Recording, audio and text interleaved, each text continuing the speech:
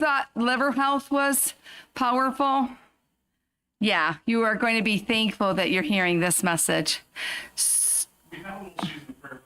I was just going to, yeah, I was going to, but I wanted to, so I didn't know if you had something else. Okay, yeah, let's bow our heads. Dear Heavenly Father, we thank you so much for this Sabbath day, and we thank you, Father, for this opportunity to learn more about your word through prophecy, and Father, to learn more about the message that you have for us with health. And as Kalon has pointed out, Daniel 1 spoke about the health message.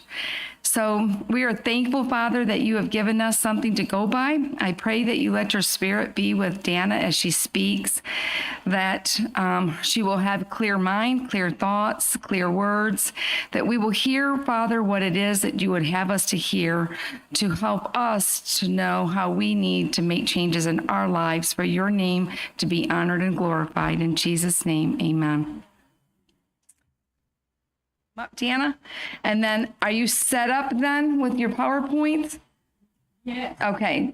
Are we just going to, if you prefer that, okay. Yeah. Yeah, you like that system better. I can do Thiamine. No. What I mean is, because last night you had your computer over here. Yeah. You like the system better. Yeah. Perfect. Now I can roam around. Right. Okay, that's good. Okay, please pray for me as we go, because I've had a little bit of a cough. So if you would, what was it? Thiamine is the one that we were doing, but if you're, I can do Thiamine. okay, we are going to do DMSO. Yeah. All right, we'll do Thiamine. What we do if people are thinking that they're going to come for certain ones. You will this tomorrow. Okay, parasites is tomorrow. Parasites and excitotoxins. So let's have a quick prayer again. I just want to surrender my person to the Lord. So Heavenly Father, thank you for the opportunity to be here. My body belongs to you, my mind, my spirit. I just pray that you would please speak through me. I believe these are important topics that people need to know about, that people are suffering with and don't even realize it. So please, Lord, speak through me, and I thank you in Jesus' name. Amen. I entitled this talk, The Trap That We Have Chosen. Would you choose to be entrapped? No, of course not. Of course not. But the reason I chose this title, I think you'll understand it as we go on, but you can see there the beautiful spider, if you think spiders are beautiful. I think their webs are beautiful. But a spider has a tactic. He lures his prey in, and then he traps it, and then he bites it and paralyzes it, and then he puts stuff into it to liquefy his innards, and then he slurps out those innards with his little spider straw, and he leaves only the shell. And I don't know about you, but that kind of sounds familiar. Sometimes I feel like just the shell of what I used to be. And I know that there are reasons for that, and I believe this is one of the reasons right here, and we're going to talk about it tonight. I believe that this is one of the most brilliant tactics that the devil has ever devised. This right here, what we're talking about tonight. I believe that his goal for humanity is destruction, and two of the ways he's chosen to do that are toxicity and deficiency. And if you talk to any natural health care practitioner today, they will tell you that the two main issues with people are toxicity and deficiency. We don't have the nutrition that we need, even though we have plenty of calories. We don't have the nutrition, and we have so many toxins. We talked about that a lot last night. And so the devil has removed key nutrients that are vital to the functioning of our body systems. And because we don't have those key factors, our bodies are not functioning like they need to.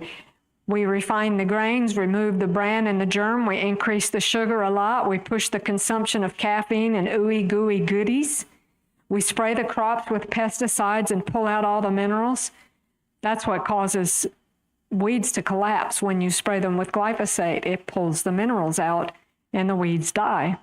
So all of these things in the refined foods, the seed oils, which are extremely inflammatory. All of these things are killing us. And they're removing the life from within us and leaving just a shell. And that should sound familiar to more than just me. Here are some of the spiders that are slurping out our life. Does any of that look familiar? I hope that's not in your cupboard, because if it is, you are thiamine deficient. If you have ever had a problem with alcohol, even if it's moderate drinking, you are thiamine deficient, okay? This is, I worked in critical care for years. I worked in emergency medicine. I've done trauma care. I've done a lot of different areas in nursing, but I was never taught this and I never saw it. But now that I know this, I see it literally everywhere. And people, I'm getting ahead of myself because I want to tell you about all of the people that I've worked with that have tried this and have improved. And so I'll restrain myself and I'll get to that whenever I get to that. Here are a few more spiders. Coffee and tea drinking, that breaks down thiamine in the gut. Metformin and Flagyl. Anybody ever been on Flagyl for anything? Eats through your thiamine. Nicotine, so smoking, food additives and chemicals, alcohol, I already talked about that. And then we have the non-steroidal anti-inflammatories, acetaminophen, all kinds of drugs. These things mess with your thiamine. So I have some questions for you. Let's just go through this. What is the first thing that plants do when they're stressed? Yeah, they wilt. But I put the answer up there so nobody should get it wrong. They make more thiamine. And you know what the first thing our bodies do when we get stressed or sick? Our bodies suck up all the thiamine. And so you can deplete your thiamine stores in less than 72 hours. And unless you're taking very high doses, you're not going to replace that. We'll talk about the RDA in just a little bit. The RDA is laughably ridiculous, okay? So thiamine is one of the main tools used by all plants and animals and humans when exposed to stress. So if you know that you're going to be under extra stress, take some thiamine because it will help.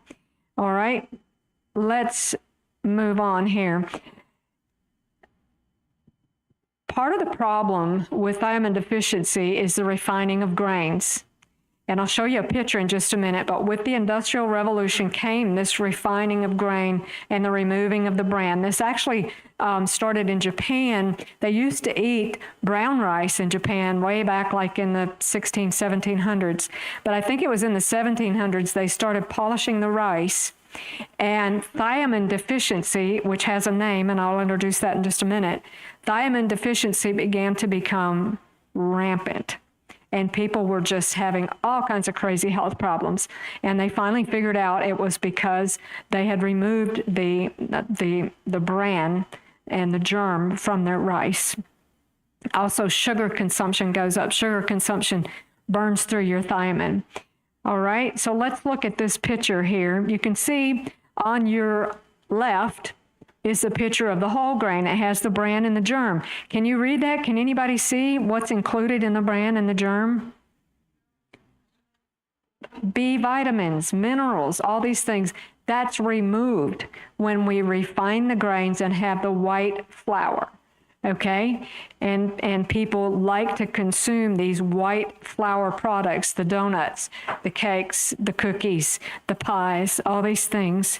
And because we don't have the nutrition that we need, we actually become to reflect and look kind of like those gooey things that we're eating. Okay? Refined, huh? All right. We'll find out. Let's keep going. One of the things that also happened with all of this refining of grains is the pushing of sugar. Now, my husband does a talk on sugar, and he's not going to give that talk here, But in that talk, he showed that in the 1800s, the average person ate about 4 pounds of sugar per year. But today's average is 152 pounds per year. But Kalon went back to his old lifestyle pre coming to the truth, and definitely pre meeting me. And he went through his daily diet and he calculated the number of grams and pounds of sugar, and he estimated, you can see it up here, that he was eating between 300 and 400 pounds of sugar every year. That is a ton of sugar, okay? And I think that's probably a more accurate estimate, because I see the way people eat. I see what they're eating. I see all the sugar. I recognize that. So this is from the Kresser Institute. And Kalon, let's get the mic ready and we'll start doing some reading here in just a minute. You got it? Read that for us. What I would like to do, because my throat is not the best either, if there is someone here who could speak up and would like to read, because my wife's voice is giving out, but we need somebody. Okay, read it loud and clear. Considering that more than half the calories Americans consume come from nutrient-depleted, ultra-processed foods, including refined flours and industrial seed oils, it comes as no surprise that so many people are undernourished. So we have plenty of food, but we have very little nutrition. And that's the problem, especially in affluent countries like America. Mm-hmm. Okay, and then there's the problem we talked about last night of the glyphosate, the pesticides that pull out the minerals. So you pull out the vitamins, you pull out the minerals, and health collapses. And not only, and we'll look at this in a minute, not only can thiamine deficiency cause leaky gut, so can this glyphosate. We talked about that last night. So our guts are doomed from the very beginning unless we're very proactive. And then there's medications, different medications. I borrowed this slide from Dr. Peter Osborne. I really appreciate a lot of his stuff, but I don't know how well you can see that. But if you look at that, a lot of the different medications deplete your nutrients. And the blood pressure medications are notoriously bad about this. And it's interesting because a lot of people that have hypertension, when they take vitamin B1, thiamine, their blood pressure problem goes away. So that's interesting. Is it truly a blood pressure problem, or is it simply a thiamine deficiency? Okay. So thiamine, again, is vitamin B1. It is a water-soluble vitamin. It has a very short life in the body. It's a very, very safe supplement to take, because whatever you don't need, you're just going to pass it out in your urine. It's not a problem. It's extremely safe to supplement with this and see how your body reacts to it. Okay, we don't store thiamine, so we can easily deplete our stores in 2 weeks, normally in 72 hours or less if we're stressed. Thiamine is a very rate-limiting molecule, and I'll show you what I mean by that in just a minute. I'm going to show you a little short video clip by a lady that I know you all know, and then I'm going to explain what she explained. Okay. So thiamine is important in the production of energy. It's important in neural signaling, and we'll learn more about why it's important in neural signaling in just a minute. It's important for the function of your mitochondria, which is the little batteries inside your cell that produce energy. It's extremely vital for that. It acts as an antioxidant, and it's crucial for the immune system. So here is that lady that I want to show you a video of. So I'm hoping that you can hear this. I'll put the microphone down on my speaker. Foods break down to a singular structure called glucose. And as glucose, it now can be absorbed into the blood. When the glucose gets absorbed into the blood, it goes on the M1 main highway straight to the project manager, the liver. Now, the liver, as the project manager, it determines where the glucose goes. And the first place that it will send the glucose is to what we've looked at already this week, the CBD, the Central Business District of the human body. So the glucose gets sent into the cell. When it goes into the cell, it goes through a 20-step pathway. There are 20 little chemical reactions which produce 2 units of energy. That's why we eat, isn't it? It's in our eyes, it's in our ears, it's in our brain, it's in our muscle, it's everywhere. The food we eat breaks down, goes to the cell to give energy. The end result of the 20-step pathway is a chemical form of glucose called pyruvate. And pyruvate, as the chemical form of glucose, gets fed into what's often called the powerhouse. Called the powerhouse because this 8-step pathway delivers a fairly impressive 36 units of energy. So the question then arises, how come a 20-step pathway only gives us 2 units and an 8-step pathway gives us 36? The difference is oxygen. That's the oxygen pathway. This is the no oxygen pathway, or often called the anaerobic pathway. Okay, this is what she was talking about right here, if that makes sense. But basically, what she was talking about the no oxygen and the oxygen pathway, thiamine deficiency mimics hypoxia. So if we don't have enough thiamine, our energy production cycle is going to be in that long step cycle that only gives 2 units of energy. Instead of the oxygen cycle that gives, it's actually 34 units of energy.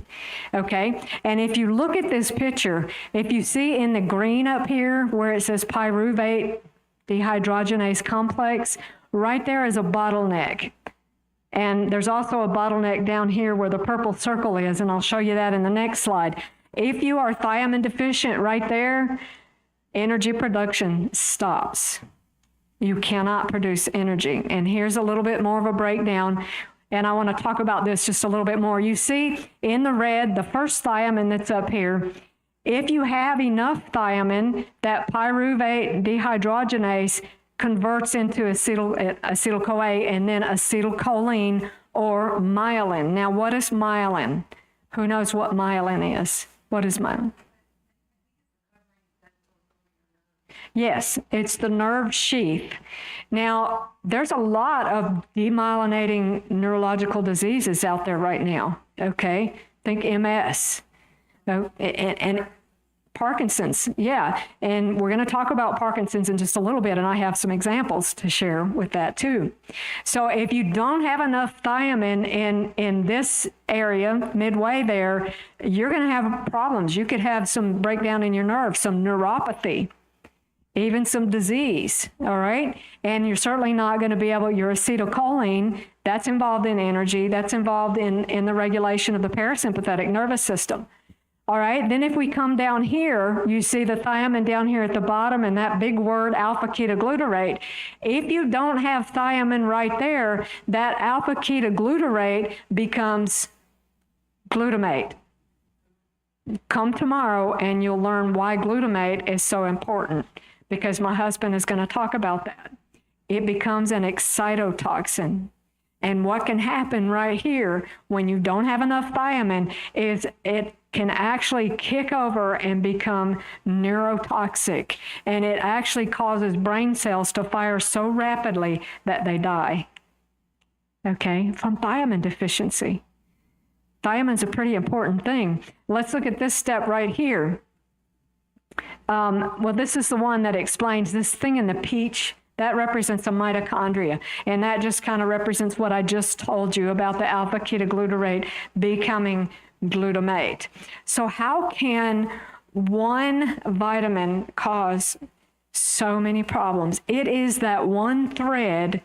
I think the devil just studied human physiology to try to figure out what is the one thing I could do that I could pull out to cause the entire system to collapse. And he found it, and I believe it's thiamine. And now that I have learned this, I'm dumbfounded, because again, I see it everywhere. All cells need energy to function, and you must have thiamine to produce energy. And if we don't have it, we have systemic energy deficit. And now we can introduce that term that thiamine deficiency is actually a disease called beriberi. Beriberi literally means I cannot. I have no energy. Who remembers who this guy is? Who is that? That's the little engine that could, right? I think I can. Well, thiamine is the difference between I cannot, and I can, okay? Because without thiamine, we cannot metabolize carbohydrates, fats, proteins. We cannot produce energy in our ATP. We cannot produce myelin for our nerve sheaths. Anyone with a chronic illness is going to be depleted. You cannot make your neurotransmitters without thiamine, and you cannot obtain enough with the RDA. We'll talk more about that in just a little bit. And again, vitamin B1 is so safe.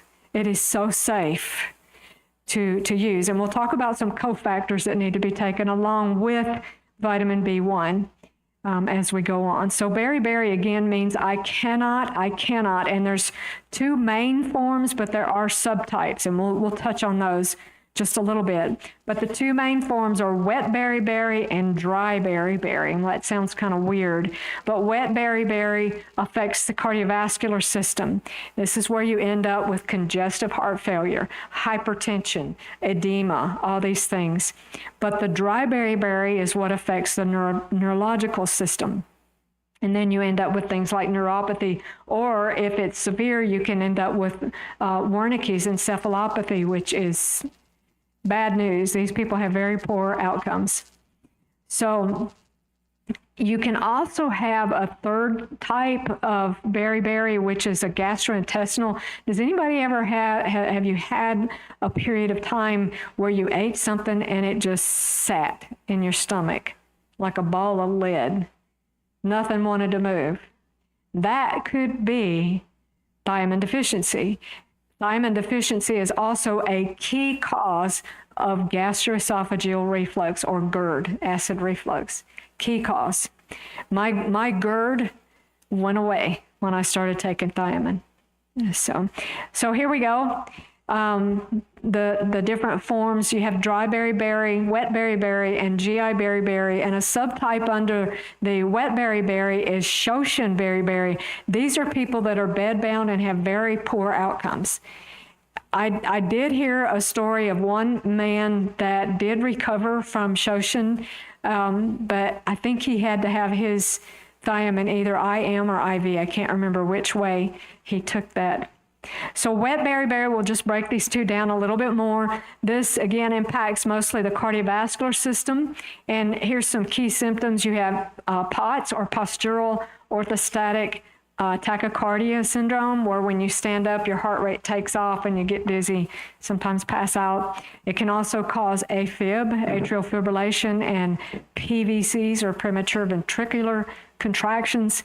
It can cause shortness of breath and air hunger, especially during activity, difficulty breathing at night, enlarged heart, and it can lead to heart failure. And again, the edema is also part of that. And then the dry beriberi, this is more the nervous system. And you can actually have all three forms of this type of these different types of beriberi at the same time. And I have experienced that, and it's no fun. So tingling or loss of sensation in the hands and feet, difficulty walking, a shuffled gait. One of the individuals up in North Dakota that we were working with, he was walking like this with a cane. I mean, it would take him forever to go anywhere. And he was just, like this. And his eyes were dark, like nobody was home. You remember that? I called his wife and I said, you need to put him on thiamine and a couple other things that I'll tell you later.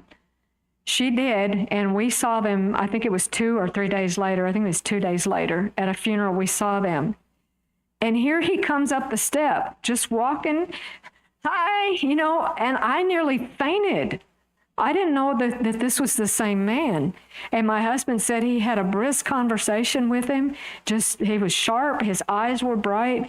2 days on thiamine blew my mind. I had never seen such a turnaround. So it definitely works. Mental confusion and speech difficulties, pain and involuntary eye movements, nausea, vomiting, and there's even a connection with autism spectrum disorders. If you don't treat this dry beriberi, again, it can proceed or progress into the Wernicke-Korsakoff syndrome, and these folks have very poor outcomes. Now, as far as lab tests are concerned for thiamine deficiency, we don't have really good lab tests now. There are some lab tests, but you have to be pretty sharp cookie clinically to catch it on lab work. It's more of a clinical diagnosis. And what do we mean by a clinical diagnosis? Who knows? What is a clinical diagnosis? Anybody? Yes. Yes.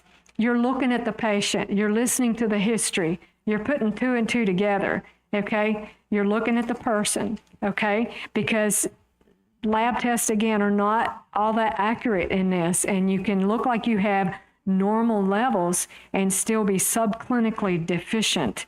And when you give these people thiamine across the board, they improve. All right, here's the common signs of mild deficiency. This is from objectivenutrients.com. Fatigue, muscle weakness or lethargy, muscle pain, neuropathy, tingling or numbness, apathy, poor cognition, brain fog or anxiety, and the list goes on. All right, somebody read the GI manifestations for me. Yep. Bloating, gas, constipation, diarrhea, low stomach acid, GERD, reflux, and chronic cough and dysphagia, leaky gut, gut and stomach pain, inability to make digestive enzymes and even bile. And these can contribute to the development of H. pylori and even stomach cancer. That's pretty serious, wouldn't you say? Let's go ahead and read this. Thiamine is vital to the proper function of enteric gut neurons as well as the vagus nerve.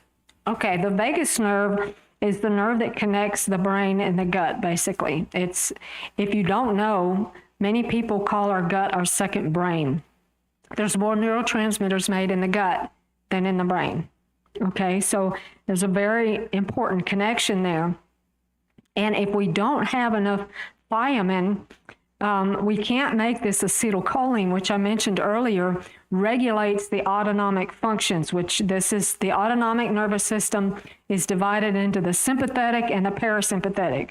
That's like the gas and the brakes. The sympathetic is the gas and the parasympathetic is the brakes. Okay, let's calm down. And the other one is let's go, let's get stuff done. If you don't have thiamine, those two systems get out of sync. They're not functioning properly, and that's a situation that we call dysautonomia, all right? So here's some other symptoms that thiamine insufficiency can lead to with the gut. Impaired motility. I talked about that earlier when you eat something and you feel like you gotta, I could eat an apple and it sat there for like half a day. It just wouldn't move. I just felt like I ate a whale until I started on the thiamine. Made a big difference for me. Hypochlorhydria or poor gastric acidity is one of the big issues with thiamine deficiency, and dysphagia. Do you know anybody that has difficulty swallowing? Anybody? Nobody? Okay. I know a lot of people that come to me, they have problems swallowing, and you have to have energy in these muscles. You know, it's a tube. The GI tract is a tube. And if those muscles don't have enough thiamine, they can't make the energy to contract and move things along. And so this is why we get all of these GI symptoms. In Japan, since the 1960s, thiamine has been used to treat gut issues. I never heard of it until recently. It's also been used to treat diabetes. For over 80 years, it's been successfully used to treat diabetes. Never heard of it in my nursing career. Never heard of it. So people have suffered needlessly when if we just give them some thiamine, it could really help. Thiamine deficiency and mild fibromyalgia, identical. Same symptoms, identical symptoms, okay? And Many of these people that have this fibromyalgia, when you give them some thiamine, they improve often within 48 hours or less. Kind of like this man I just told you about. Okay? Thiamine deficiency and arthritis, we're just looking at different diseases that thiamine deficiency is involved in here. If in this study, they used rats and mice to test the effectiveness of vitamin B1 on the reduction of inflammatory cytokines, and it was a very successful study. Yeah, I don't think I want to go into that too much, but the Parkinson's is one that I do want to go into. Parkinson's disease is caused by a deficiency of dopamine in the substantia nigra, which it's called substantia nigra because it's a part of the brain that it's black, and it's black because it's so rich in melanin, okay? And when you don't have enough dopamine in this area, Parkinson's disease can develop. When you give, and we have a friend back in our small town, 100 people in the town of Goodrich. Just in that town of 100 people, I know of 4 people so far that have benefited from thiamine supplementation, and significantly so. One lady put her husband on, he had Parkinson's disease, she put him on thiamine. The doctor was dumbfounded at the improvement that he saw in this man. So some of these people have difficulty absorbing thiamine, and so some of them may have to take it IV or IM. I have some thoughts about mixing thiamine with DMSO. I haven't done it yet, but I might try that. What's that? Parkinson's disease. Yeah, Parkinson's disease. Yeah, I just abbreviated it. Okay, thiamine deficiency and hypertension, I already mentioned that. And I have seen people who had problems with their blood pressure and they tried everything. Couldn't get the blood pressure to come down, give them some thiamine, fixed. All right. The vagus nerve and thiamine, we kind of already talked about that when we talked about the dysautonomia earlier, so I won't go into that too much. Thiamine deficiency and mold toxicity. This one is very real to me. My symptoms of mold toxicity much improved when I started on high-dose thiamine, and I'll tell you in a little bit how much I was taking and what I'm doing and what I'm taking along with it. So a lot of my symptoms really, really improved with thiamine. Now there's a problem with the RDA. I think the RDA is like what it should be on here, like 1.1 or something like that is what they recommend. It's not on this slide. But most of the recommended daily allowance is not, it doesn't reflect what we need to take for optimum health. It's what we need to take to prevent disease, okay? But there's a difference between not having cancer and feeling good. Would you agree with me? I think so. I think we all can realize that. So, you know, I believe, and I know that I have colleagues that strongly disagree with me, but I believe in targeted supplementation. I believe that our foods are so depleted and our soils are so depleted that even if we eat organic, we may not be getting enough of things that we need, key nutrients, especially with the toxins and the lifestyle that we're living today. So I believe in targeted supplementation.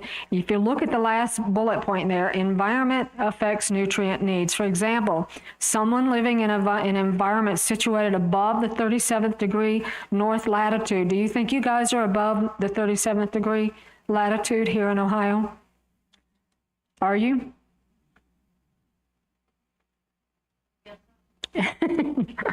You are. You are. That means that you cannot make vitamin D year-round here. You can only make it a certain time of the summer.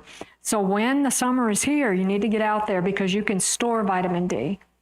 You can store it up for when you need it later. So anyone above that 37th parallel really wants to consider potentially supplementing with a few things, especially things like vitamin D3 with K2.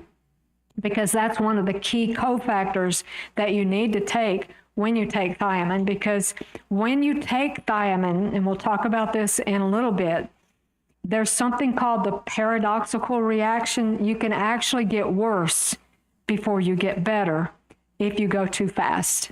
And I did that. The guy who first told me about thiamine, I don't know if he was mad at me or what, but he put me on a high dose of thiamine, and I literally was bedbound for 3 days. I thought, oh my goodness, I'm dying. But it was the thiamine, because what happens when you get enough thiamine, it uses up all your other cofactors like your magnesium, your vitamin D, and it can really make you feel yucky. Okay, that's why you need to go low and slow and take these other key nutrients.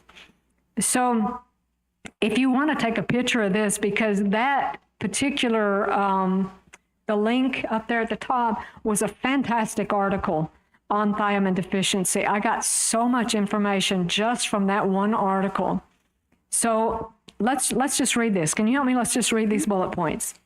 Considering that more than half the calories Americans consume come from nutrient-depleted, ultra-processed foods, including refined flours and industrial seed oils, it comes as no surprise that so many people are undernourished. Studies conducted in the United States and the United Kingdom indicate that cultivated vegetables and fruits have experienced median declines of 5 to 40% in protein, calcium, phosphorus, riboflavin, and vitamin C content between 1950 and 1999. These findings suggest that relying entirely on food for our micronutrient intake may result in a failure to meet our nutritional needs. This is why I'm not opposed to supplementation with quality products. Up to 40% less nutrition than a generation ago. You guys grew up on better food than I did. Yes, sir. That last part is quality product. How do you know what's quality? That's a good question. What's that? Okay, he asked me what I have on here, supplementation with quality products. I look for products that are third-party tested, that are from reputable companies. And I also have a girlfriend of mine is a practitioner, and she has made her FullScript account available to people that follow us for it's either 20 or 25% off. So if you're interested, if you go to FullScript and ask for Three Angels Pharmacy, Michelle Hardesty is her name, you can get 20 or 25%. I think even the first order you get a stacked 10% off, and that is professional grade supplements. These are supplements that are all third-party tested. And FullScript, Three Angels Pharmacy, and the lady's name is Michelle Hardesty, Hardesty. And she's agreed to give all of our followers that discount, which I'm very grateful for. Okay, here's the RDA information. The RDA for thiamine is 1.1 to 1.2 milligrams for adult females and males respectively. That is laughable. Because when you are looking at someone who's deficient, you're talking about doses of potentially thousands of milligrams. You may have some of these people that have to take 2 or 3 grams of thiamine to overcome a deficiency. But again, if you do that all at once, they're going to feel like you body slammed them. So don't do that. Start low and slow. We'll talk about that in just a minute. So here are some contributors to vitamin B1 deficiency. Obesity, and that worsens after bariatric surgery. Diabetes 1 and 2, these folks are 76% lower in thiamine because they waste thiamine through their kidneys. Pregnancy, and if you know of a pregnant woman who is really struggling with vomiting, nausea and vomiting, she's thiamine deficient. Give her some thiamine. I didn't say that. Age, elderly people are more prone to be thiamine deficient. Alcoholism, alcohol consumption is a main driver in the development of the more severe cases of beriberi. These folks are the ones that go into Wernicke's-Korsakoff syndrome. High caffeine consumption, caffeine and tea, they contain tannins that break down thiamine in the gut. So if you're drinking coffee and tea and stuff, you're burning through your thiamine, okay? Seed oils. What are the seed oils? What's that? Vegetable oil, canola oil, safflower oil, sunflower oil. All these oils are very highly inflammatory.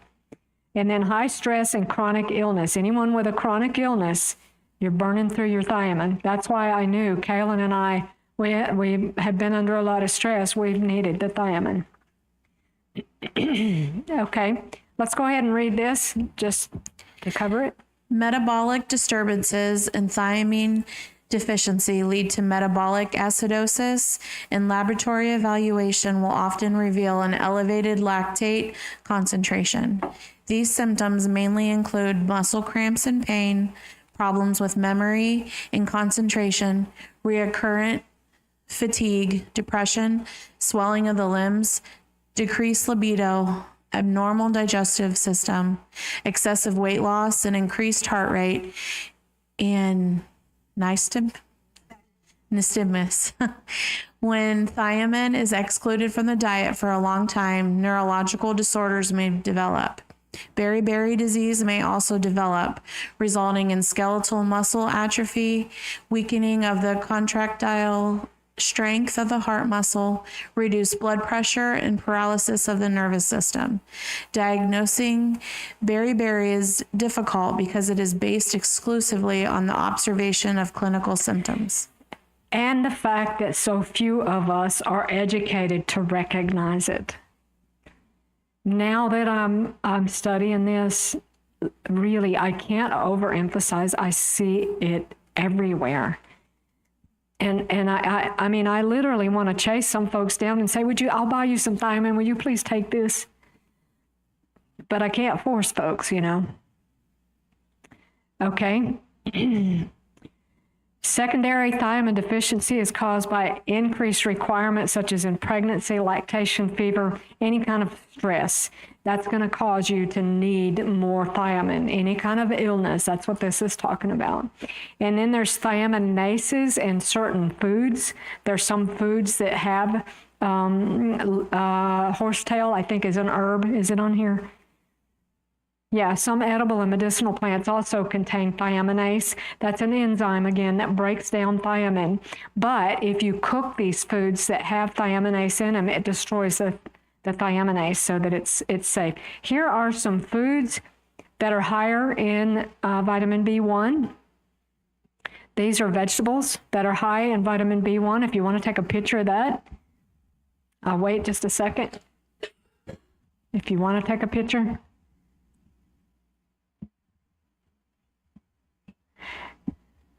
Okay. And then here's some fruits that are higher in vitamin B1.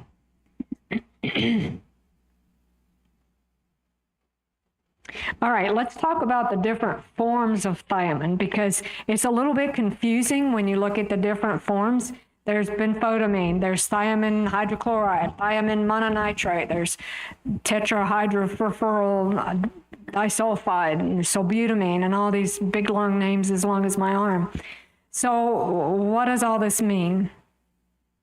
Well, thiamine hydrochloride and thiamine mononitrate are salts, and they are very cheap, they're easy to find, and they're very not bioavailable. In other words, you have to take a lot of it to get the effective dose that you need. But they are cheap, and they do work. And this sometimes, if somebody is like super sensitive, or if they're an alcoholic that is really just needing some intervention, you can give them a little bit of these salts. The thiamine hydrochloride is the one that I see most of the time. And it can help to turn things around. But again, it's not very well absorbed, and you have to take a lot higher dose. And then there's benfotiamine. Some people call it benfotiamine. That is better absorbed. It crosses the blood-brain barrier, but it does require what's called transporters to get it inside of the cell. So even though it's super, super good choice, it may not be the best choice always for somebody that's super sick, okay?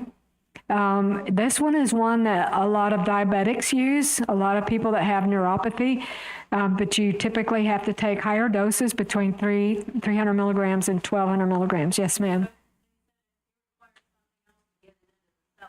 What is that? It's transporters with names as long as my arm. Yeah, so, yes.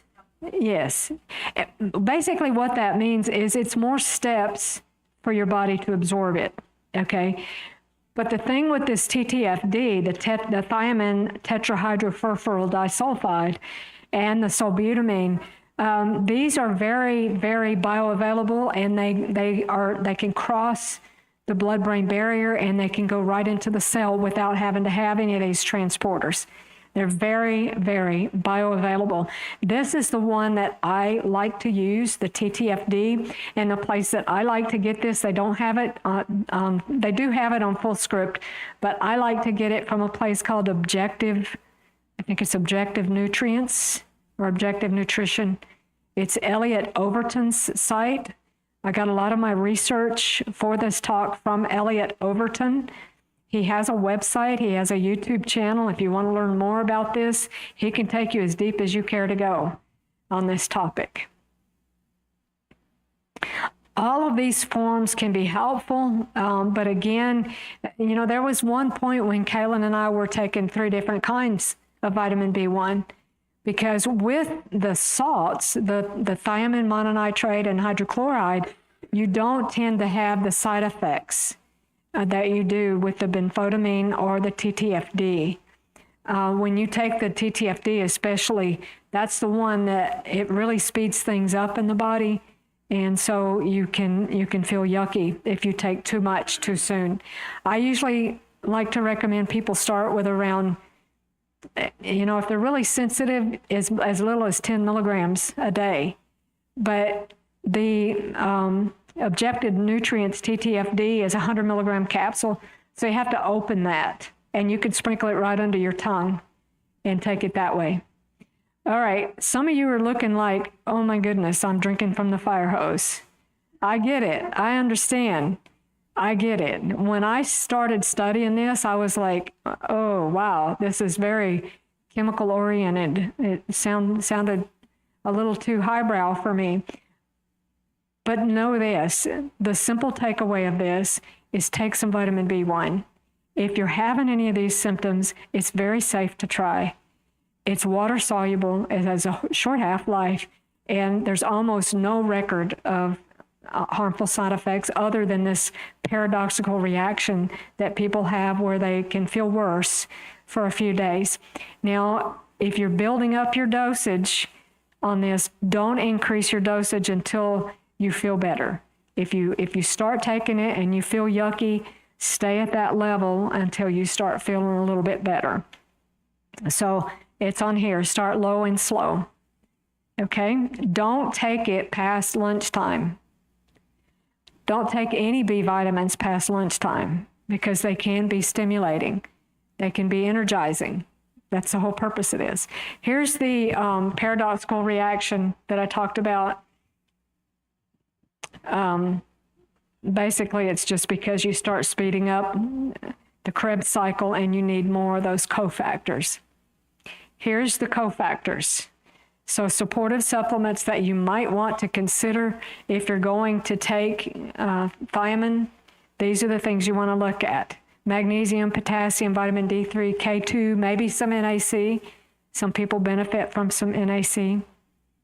And some people benefit from a little bit more selenium and zinc, and you can get those from nuts. I think zinc is like pumpkin seeds, and selenium, Brazil nuts. So you can get it from that. Okay, that concludes that presentation. Why don't we take a break for a few minutes, and then we'll come back and we'll talk about DMSO.